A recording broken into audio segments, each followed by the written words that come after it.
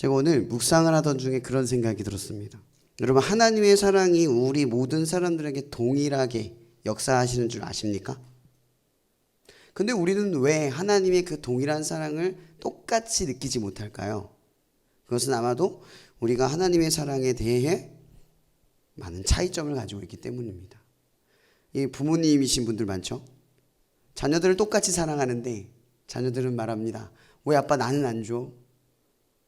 왜 아빠는 나보다 형을 더 사랑해?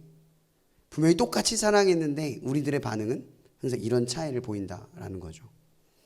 결국 하나님의 사랑이 본질상 우리에게 똑같지만 여전히 이 땅을 살아가는 우리는 그런 하나님의 사랑을 동일하게 바라볼 수 없는 삶의 시선을 두고 있다라는 걸 깨닫게 됩니다. 왜 나만 이럴까? 왜 다른 사람이 아니라 나만 그럴까? 우리가 이런 원망과 불평 속에서 살아갈 수 있습니다. 여러분, 그리스도인들은 상황을 선택할 수 없습니다. 누구나 상황을 결정할 수 없죠. 내일 살아가는데 내일은 A 지점, B 지점 갈 거야 라고 결정하면 그 결정한 대로 가는 분 계시나요? 그러나 그리스도인들은 상황을 선택할 수 없지만 상황 속에서 어떻게 살아갈지를 선택할 수 있습니다. 하나님의 사랑이 똑같다. 모든 사람에게 동일하다. 내가 느끼고 있는 이 사랑의 지점은 나의 느낌일 뿐이다. 말씀 속에서 내게 하시는 그 말씀의 사랑은 여전히 동일하다.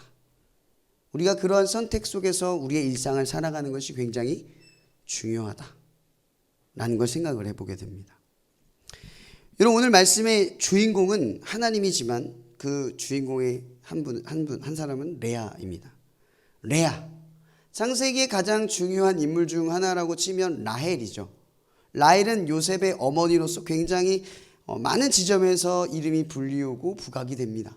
그런데 이 레아라는 이름은 사실 성경 곳곳마다 잘 등장하지가 않아요. 레아. 그래서 우리는 레아를 잘 모릅니다.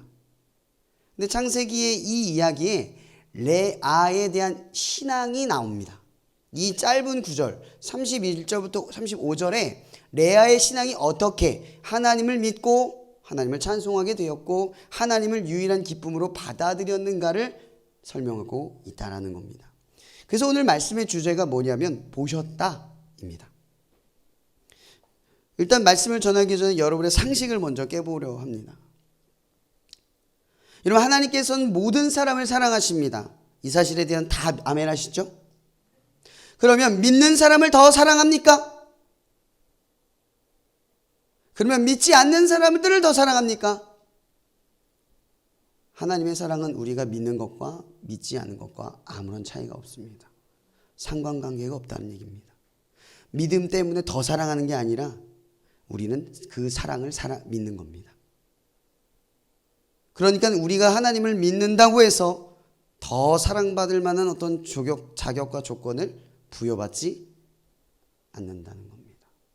그러면 하나님은 교회만 사랑하느냐? 아니요. 교회 밖도 사랑합니다. 하나님은 교회 안에 갇혀 계신 분이 아니라 세상 모두를 지으신 전능하신 창조주이시기 때문입니다. 그런데 우리는 이러한 상식 밖을 벗어나지 못하죠. 믿음을 갖는 것은 하나님의 사랑을 얻는 일이 아닙니다. 하나님의 사랑을 믿는 일이죠. 그렇게 우리는 오늘 본문의 말씀 레아를 보셨다. 오늘 이 지금 31절의 말씀을 한번 읽어보시면 알 겁니다. 레아의 믿음이 지금 보입니까? 안 보입니다. 레아는 하나님께 기도한 적이 없습니다. 아브라함의 공동체로부터 야곱의 공동체까지 이어졌지만 예배도 드리지만 하나님을 인격적으로 만났다는 흔적이 나오지 않습니다. 그런데 오늘 본문에 뭐라고 되어 있냐면 하나님께서 레아가 사랑받지 못함을 보시고, 이 얘기는 믿음도 없고 하나님도 인격적으로 만나지도 않았던 레아를 하나님이 어떻게 했다고요? 보셨다. 근데 문제는 뭐죠? 레아는 하나님의 사랑이 없다는 겁니다. 뭐냐면 하나님이 보시고 계신다는 사실을 못 느낀다는 겁니다. 그리스도인들은 바로 이 지점이 다른 사람들입니다. 하나님의 사랑을 느끼는 존재들. 우린 본질상 다릅니다. 하나님을 안 믿는 사람들은 하나님의 사랑이 그들을 보고 계셔도 나를 보고 계시는 줄 느낄 수가 없습니다. 예수가 우리를 위해 죽은 사실조차도 받아들이기가 어렵습니다. 레아가 사랑받지 못함을 누가 보셨다고요? 여호와 하나님께서 보셨다고 합니다. 그가 기도한 적도 없고, 그가 믿음을 가진 적도 없고, 선한 일을 행한 적도 없고, 의를 이룬 적도 없고, 거룩하지도 않은 그 레아를 하나님께서 보셨답니다. 왜? 사랑받지 못함을. 여기서 사랑받지 못함이란 뜻은 바로 이겁니다.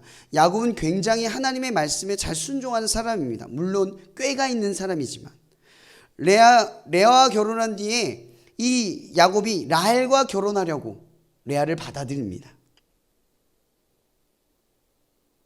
근데 우리가 한번 레아의 입장을 한번 생각해 보자고요. 레아는 용모가 아름답지도 않고요, 시력이 좋지도 않았다라고 성경은 설명하고 있습니다. 오죽하면 아빠가 이 레아를 결혼시키려고 라헬보다 먼저 이 야곱에게 동침하도록 간계를 부립니다. 우리는 이 레아의 입장에 한번 서봐야 합니다. 고대 근동지방, 지금은 여자가 결혼하는 것이 대단하고 중요한 일이 아닐 수 있습니다. 그러나 고대 근동지방에 여자가 가장 화려하고 멋진, 그리고 꿈꾸는 행복을 결정하는 그 순간이 뭡니까? 결혼입니다. 근데 그 레아는 애초에 그 야곱과 동침을 할 때 라헬처럼 자기를 속여서 잠을 청해야 할 만큼, 그렇게 아니면 시집도 못 갈 그럴 처지에 있었던 사람이었다라는 겁니다. 레아의 출발은 애초에 이렇게 출발을 한 겁니다. 얼마나 비참합니까? 근데 또 야곱은 굉장히 믿음이 있고 신실한 사람이라 라헬과 레아를 의무적으로 대합니다. 지금 성경에서 이 야곱이 레아와 잠자리를 갖지 않고 라헬만 편향했다, 그걸 말하고 있는 게 아닙니다. 이 야곱은 레아에게도 잠자리를 청하고 라헬에게도 잠자리를 청합니다. 근데 핵심은 뭡니까? 사람들이 보기에는 잘 지내보내는 그 모습이 하나님 보시기에 레아가 사랑받지 못하고 있다는 그 내면의 사실을 보고 계셨다라는 겁니다. 여러분, 하나님께서는요, 우리의 행동의 모습을 보는 게 아니라 우리 행동의 동기, 우리 행동의 원인, 왜 그렇게 행동하는지를 살피시는 분이라는 겁니다. 그래서 어쩌면 하나님은 우리보다 우리를 더 잘 아시는 분입니다. 우리의 본심을 더 꿰뚫어 보시는 분입니다. 이 레아는 바로 그런 인물이었습니다. 하나님은 레아의 어떤 부분까지 보셨을까요? 바로 사람들이 보지 않는 그 깊은 지점까지 보셨다. 저는 이걸 강조하고 싶은 겁니다. 하나님이 여러분의 삶에 어떤 지점까지 보고 계신다고 느끼십니까? 우리는 하나님이 모른다고 생각하고 살아갈지 모릅니다. 아니요, 하나님이 나를 지켜보는 그 시선을 느끼지 않고 살아갑니다. 여러분, 요셉이 형에게 포로로 팔려가서 노예로 살아갔을 때, 그리고 가정의 총무로서 보디발 장군의 아내 때문에 감옥에 들어갔을 때 그의 내면이 무너지지 않았던 가장 큰 이유가 뭡니까? 하나님이 보셨다입니다. 삶은 무너지고 나는 사람이 보기 억울하고 죄인이고 간음죄를 지었지만, 나는 노예일 뿐이지만 하나님이 나를 보신다는 사실은 변하지 않기 때문인 겁니다. 아까 제가 처음에 그랬죠. 그리스도인들은 상황을 선택할 수 없지만 상황 속에서 어떻게 해야 할지를 선택할 수 있다. 왜? 하나님이 나를 보고 계시니까. 내가 이렇게 살아가는 것을 알고 계시니까. 근데 우리는 그 지점을 느끼지 못하고 살아간다라는 겁니다. 성경에서 나오는 요셉의 이야기, 창세기 39장에 요셉이 이런 두 가지 위기를 겪었을 때 성경은 뭐라고 설명합니까? 하나님께서 그와 함께 하셨으므로 그가 형통하였다. 여기서 말하는 형통의 의미는 뭡니까? 그의 인생에 아무런 고난과 어려움이 없이 원하는 바를 이루었다, 그걸 설명하고 있는 게 전혀 아니지 않습니까? 그렇다면 이건 형통이 아니죠. 그러면 누구의 입장에서 형통일까요? 하나님의 입장에서 형통하다는 겁니다. 왜? 요셉이 포로로 팔려가서 절망할 줄 알았는데 절망이 아니라 거기서 정직과 성실을 선택했고, 간수정에 끌려가서 간음죄를 지었는데 절망해서 나는 끝났어 라고 인생을 포기한 게 아니라 그것에서도 정직과 성실을 선택했다라는 겁니다. 사람들을 보기에 무너져도 끝난 같은 인생이라도 하나님이 나를 보시기 때문에, 나의 정직과 성실의 태도를 보시기 때문에, 내 내면의 상태를 감찰하시기 때문에 세상에 보기에 무너진 내 삶도 하나님이 보시는 지점 속에서 살아갔다라는 겁니다. 이게 요셉의 인생입니다. 요셉이 그래서 그런 말을 하지 않습니까? 간음하는 그 보디발 장군의 아내가 현혹했을 때 그런 말을 하는 거예요. 하나님이 나를 보시는데 어찌 내가 죄를 지겠습니까? 하나님 앞에서. 이 유명한 말, 코람데오. 여러분, 하나님의 앞에 있다는 얘기는요, 하나님 앞에서 그 두 얼굴을 대면하여 그 시선을 느끼고 살아간다라는 겁니다. 우리는 이러한 하나님과의 컨택, 그러니까 느끼는 거, 하나님이 나를 보고 계시다는 감각이 굉장히 무뎌진 상태로 살아간다라는 겁니다. 여러분, 하나님은 살아계십니다. 분명히 우리의 삶을 보시고 우리를 보고 계신다는 그 사실을 우리에게 느끼게 해주시는 분이라는 겁니다. 오늘 레아는 바로 이런 지점에서 어려움을 겪는 겁니다. 그래서 요셉이 창세기 50장 20절에 이런 멋진 말을 하지 않습니까? 저는 제 인생 마지막에 이런 말을 했으면 좋겠습니다. 당신들은 나를 해하려 하였으나 하나님은 그것을 선으로 바꿔서 오늘같이 많은 백성의 생명을 구원하게 하시려 하셨습니다. 이게 무슨 뜻입니까? 내가 이렇게 고난을 받고 억울하게 끌려가는 것이 결국 하나님께서 이 많은 이 백성을 구원하시기 위해 끌어가셨습니다. 내 인생은 딱 이렇게 정의됩니다. 얼마나 멋진 고백입니까? 그냥 내 인생은 다 하나님이 이루셨습니다. 그 말입니다. 이제 말씀의 본문으로 한번 가볼까요? 오늘 본문에 첫 번째 아들의 이름이 등장을 합니다. 그 아들의 이름이 뭐죠? 루벤. 이 루벤 이름의 뜻은 보라, 아들이다 라는 뜻입니다. 왜 레아가 이 말을 했을까요? 아까 첫 서두에 뭐라고 됐어요? 야곱에게 사랑받지 못함을 보셨다라는 얘기는 보라, 아들이다, 이걸 누구에게 외쳤을까요? 야곱에게 외친 겁니다. 내가 아들을 낳았으니 이제 야곱이 나를 사랑할 것이다, 이 뜻입니다. 딸이 아니라 아들을 낳았어요. 첫 아들. 근데 어떻죠? 결과는 사랑을 여전히 받지 못합니다. 그래서 두 번째 아들을 낳습니다. 하나님께서 아들을 또 주세요. 그 아들의 이름이 뭐죠? 시므온. 시므온의 뜻은 들으심. 뭐가 느껴지지 않습니까? 레아가 루벤을 낳았을 때는 믿음 없이 낳은 겁니다. 그냥 이 뜻입니다. 내가 야곱에게 사랑받지 못하는 모습을 보고 하나님이 나의 편을 들어주셨다, 그 정도였습니다. 근데 시므온은 뭐예요? 들으심이란 뜻이죠. 들으심이라는 건 레아가 어떤 행동을 하나님께 취했다라는 겁니다. 뭡니까? 하나님이 들었다는 거죠. 그러면 뭘 하기 시작했다는 걸까요? 하나님께 기도하기 시작했다는 겁니다. 간구하고 바라기 시작했다는 겁니다. 비록 이방인처럼 입고 먹고 마실 것을 구했지만 하나님께서는 그의 기도를 들어주셨다는 겁니다. 하나님을 의지하는 자를 하나님은 선택하셨다는 겁니다. 그래서 레아의 신앙이 한 단계 올라갑니다. 그 다음 아들의 이름이 뭐죠? 레위. 세 아들을 얻고 난 뒤에 이 레아, 세 번째란 뜻이 뭡니까? 완전수잖아요. 이제 아들을 세 명을 낳았으니까 이 뜻은 뭐예요? 이제 야곱이 나와 연합할 것이다. 하나님의 뜻이 이루어졌다. 하나님이 응답하셨다, 이 뜻입니다. 근데 중요한 건 레위를 낳았지만 응답이 된 게 아니라는 겁니다. 아들 3명 정도 낳으면 야곱에게 사랑받을 정도라고 생각했던 레아의 마음이 무너지는 순간입니다. 그리고 이 레위를 낳자 그 이름의 뜻은 연합하다. 그리고 또 다른 의미로 중의적인 표현으로 뭐가 있을까요? 레위를 거저 낳았습니까? 시므온은 하나님께 기도해서 들으셨다고 얘기했습니다. 그럼 레위는 어떤 변화가 있을까요? 더 간절하게 레아가 하나님께 기도했겠죠. 여러분 이런 생각을 한번 해봅시다. 매일 기도를 하는데 하나님이 응답하는 걸 매일 경험해요. 그럼 여러분 뭘 느끼시겠습니까? 하나님이 나와 함께하고 있구나. 하나님이 나의 모든 소리에 귀 기울이고 있구나.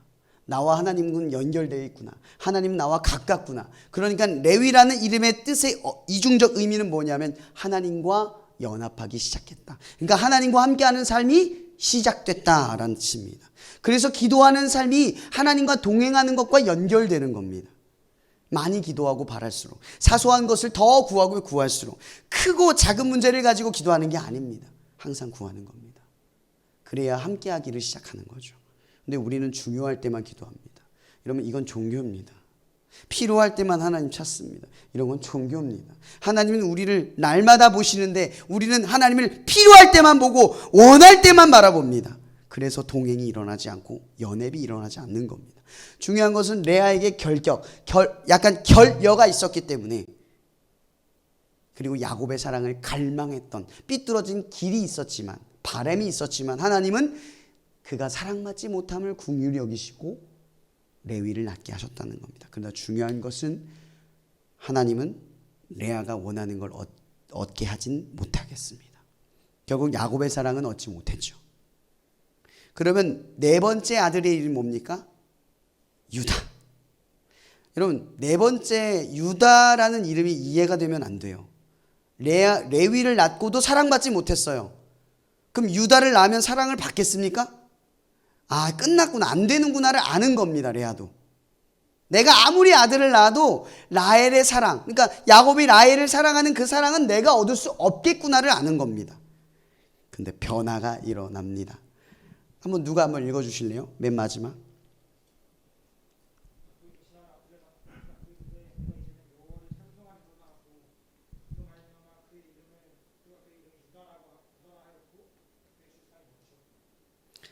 네, 유다라의 뜻은 찬송이란 뜻입니다. 그리고 이것을 그냥 노래로 직역을 한다면 이렇게 우리가 생각하면 됩니다. 여러분 기분 좋은 일 있을 때 화장실에서 씻으면 무슨 행동을 합니까? 우리가 흥얼거립니다. 여러분 노래는 보통 언제 흘러나옵니까? 우리 입에서 기분 좋을 때, 원하는 게 이루어졌을 때. 그러니까 결국 찬송이라는 의미는 기쁨, 만족을 의미한다는 겁니다. 그런데 이게 지금 무슨 뜻이냐면 내가 여호와로 인하여 찬송하리로다 이 뜻입니다. 야곱의 사랑을 갈급했던 레아의 인생이 뒤바뀌어 버렸습니다. 내가 여호와로 인하여 즐거워하겠다, 찬송하겠다. 이제 레아가 기쁨을 표현하는 방식이 야곱의 사랑의 충족감이 아니라 하나님이 된 겁니다. 하나님이 기쁨의 상태가 된 겁니다. 그의 기쁨은 하나님이 된 거죠. 이게 신앙의 절정입니다. 그래서 빌립보서 4장 4절에 옥중서신에 이 바울은 패닉에 빠진 빌립보 성도들에게, 그리고 자기를 염려하고 신앙의 이 절망, 이 상황, 이 현실을 극복하는 그 말로써 무슨 말을 합니까? 너희는 주 안에서 기뻐하라. 다시 말하노니 주 안에서 기뻐하라. 이는 너희를 향하신 하나님의 뜻이다. 여러분 레아의 삶이 회복됐습니까? 지금 오늘 본문에 레아의 인생은 회복되지 않았습니다. 시력이 좋아지지도 않았고 얼굴이 예뻐진 것도 아니고 야곱의 사랑을 얻은 것도 아닙니다. 삶의 문제는 그대로 남아있지만 그의 상태가 바뀌었습니다. 어떤 상태? 하나님을 기뻐하는 상태. 비록 야곱의 사랑이 없어도 나는 여호와로 인하여 기뻐하겠다. 여러분 그리스도인의 상태가 어떤 상태입니까? 비록 내가 원하는 것을 얻지 않아도, 내가 비록 원하는 상황이 아닐지라도 내가 여호와로 인하여 기뻐하겠다. 유다. 저는 이 역사를 보면서 우리가 생각해 볼 게 있습니다. 여러분 유다의 역사는 레아가 노력해서 쟁취한 게 아닙니다. 오늘 이야기를 가만히 보십시오. 처음부터 끝까지 모든 주권은 하나님에게 있었고 하나님이 레아의 인생을 끌어갔다는 걸 기억하셔야 합니다. 우리가 여호와를 기뻐하는 것은 우리의 내재적인 하나님에 대한 순종이 아닙니다. 복종이 아닙니다. 기쁘지 않은데 기쁘라고 하는 것이 아닙니다. 더 중요한 건 하나님께서 우리를 하나님의 뜻대로 이끌어 가신다면 결국 우리는 여호와로 인하여 기쁨을 경험할 때가 찾아온다는 겁니다. 이것은 하나님의 역사입니다. 이 역사를 바라고 구하십시오. 그러기에 우리에게 필요한 건 뭘까요? 제가 이 얘기를 하고 싶은 겁니다. 하나님이 우리를 보십니다. 그리고 하나님이 우리를 보는 걸 더 느끼시기를 바랍니다. 더 많은 삶에서 하나님을 경험하기를 바랍니다. 그리고 하나님이 모든 나의 일상의 사소한 것들까지도 지켜보시고 사랑받지 못함을 안타까워하시고 원하지 못한 바를 상처받고 힘들어하는 사실을 알고 계시는 그 사실의 경험을 하시기 바랍니다. 여러분, 하나님이 보셨다는 걸 경험하는 게 뭡니까? 보통 하나님이 우리를 볼 땐 우리가 힘들고 지치고 외롭고 허무하고 공허할 때입니다. 하나님이 그런 우리를 보고 계십니다. 무엇으로 보십니까? 한결같은 사랑으로. 나를 한결같은 사랑으로 보신다라는 걸 느끼는 여러분이 되길 바랍니다. 더욱 느끼기를 간구하고 바라는 여러분이 되길 바랍니다. 하나님이 느끼지 않는 상태로 살아가지 않는 여러분이 되길 바랍니다. 더 많은 삶의 일상 속에 하나님의 시선이 닿기를 축복합니다. 기도하겠습니다. 사랑해 주님 감사합니다. 오늘 우리는 보셨다. 이 레아의 인생을 보신 하나님, 이처럼 우리의 일상을 보시는 그 하나님을 우리는 믿습니다. 하나님의 사랑은 동일하지만 여전히 이 땅 가운데 살아가는 우리들은 이 상황 때문에 하나님의 사랑을 온전히 바라보지 못하고 하나님의 시선을 온전히 느끼고 경험하지 못하고 하나님의 사랑을 오해하며 상황 속에 끌려다니며 우리에게 주신 자유, 이 진리의 자유를 따라 상황 속에서 내가 어떻게 살아가야 할지를 선택하지 못하는 죄를 지으며 살아갑니다. 그러나 우리가 결단하는 것은 이제는 우리를 향한 그 하나님의 동일한 시선이 날마다 우리의 삶의 모든 일상 가운데를 비추고 계시는 줄을 알게 하여 주시옵소서. 더 많은 곳에서 하나님의 시선을 느끼기를 바라고 또한 하나님의 시선이 느끼지 않는 곳에서 살아가지 않기를 바라며 주님의 시선을 간절히 간구하며 우리의 삶을 살아가도록 역사하여 주시옵소서. 또한 우리가 결국 레아의 인생처럼 유다 신앙의 절정을 이루도록 축복하여 주시옵소서. 모든 것에 감사하며 살아계신 예수 그리스도의 이름으로 기도합니다.